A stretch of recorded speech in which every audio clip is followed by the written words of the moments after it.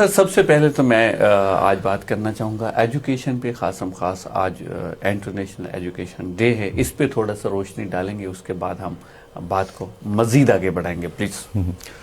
हाँ, नहीं देखें, ये इनफैक्ट मैं अक्सर एक बात कहता हूँ कि अगर कौमों को तरक्की करनी है ना, तो उसके एजुकेशन सिस्टम के ऊपर काम कर लिया जाए। सो अगर आपने अपने एजुकेशन सिस्टम को सही कर लिया तो फिर आपकी कौमें बन जाती हैं। सो देखा जाए तो पाकिस्तान वो कंट्री है जो 75-76 ईयर्स हो गए हैं हमें, बट हम अभी तक वो एजुकेशन नहीं दे पाए। और अगर मैं बात करूं कि हम यूथ पॉपुलेशन है अराउंड 60-65% जो है हमारा यूथ पॉपुलेशन है, और यूथ पॉपुलेशन की अगर मैं बात करूं कि हमारे पास आउट ऑफ स्कूल बच्चा जो है वो करोड़ों की तादाद में अगर स्कूल से बच्चा आउट ऑफ स्कूल है, तो जस्ट इमेजिन।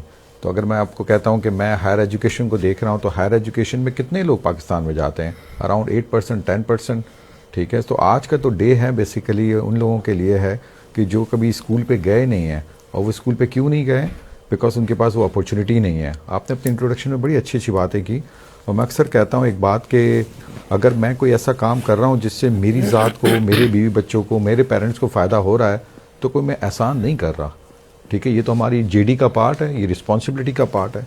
बात तो ये जब हम कोई कम्युनिटी के लिए कुछ करते हैं, ठीक है, हमने बहुत सारी चीज़ों में हम कहते हैं कि सरकार काम करेगी, सरकार काम करेगी, ठीक है, और सरकार देखा जाए तो वैसा काम नहीं करती है। इसी वजह से इतने स्कूल, आउट ऑफ स्कूल बच्चे हमें नज़र आ रहे हैं।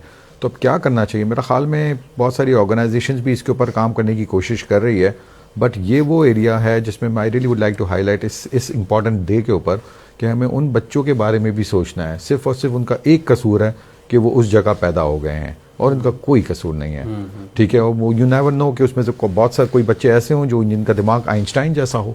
ठीक है, बट हम उसको यूज़ नहीं कर पा रहे। तो एज ए नेशन हमें उनको इवन फील्ड देने का बड़ा ज़रूरी है कि हम उनको भी पता चला इवन फील्ड दें, उनको अपॉर्चुनिटीज़ दें। ठीक है, गवर्नमेंट स्कूल्स अगर चल रहे हैं तो गवर्नमेंट स्कूल्स एटलीस्ट ऐसे स्कूल्स हों जिसमें आप और मैं अपने बच्चों को भी भेजने के लिए प्रेफर्ड कर रहे हो।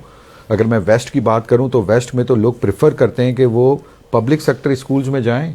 क्यों जाना चाह रहे हैं वहाँ पे? बिकॉज कि वो क्वालिटी ऑफ एजुकेशन वहाँ पे इतना ज़बरदस्त है, वहाँ ट्रांसपेरेंसी है।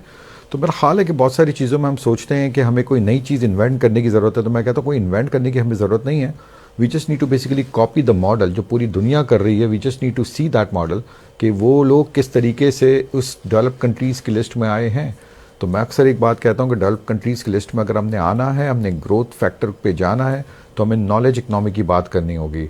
और ये जो यूथ है 60-65%, अगर आप इसको एजुकेट नहीं करेंगे तो that's gonna be the disaster for the country as well. और अगर आप इसको एजुकेट कर देंगे तो बिलीव मी, कौमों की ज़िंदगी में 4 साल 5 साल बहुत होते हैं। आप उसको टर्न कर देंगे तो क्या होगा? Eventually it's gonna basically go to the next level as well. बिल्कुल, बहुत अच्छी बात की।